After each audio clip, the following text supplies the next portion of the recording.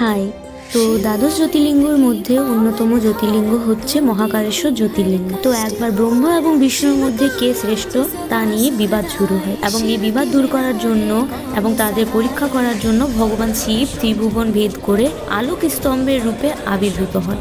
বিষ্ণু ও ব্রহ্মা সেই আলোকে উৎস খুঁজতে বের হয়। ব্রহ্মা যান ওপর দিকে আর বিষ্ণু যান নিচের দিকে। কেউই তার উৎস খুঁজে পায় না, কিন্তু প্রজাপতি ব্রহ্মা বলেন যে তিনি তুচ্ছ খুঁজে পেয়েছেন, অর্থাৎ তিনি মিথ্যা কথা বলেন। অন্যদিকে রক্ষা করতে বিষ্ণু সত্যি কথা বলেন এবং পরাজয় স্বীকার করেন। শিব তখন দ্বিতীয় জ্যোতির্লিঙ্গ রূপে আবির্ভূত হয়ে ব্রহ্মাকে অভিশাপ দেন যে অনুষ্ঠানে তার কোনো স্থান হবে না।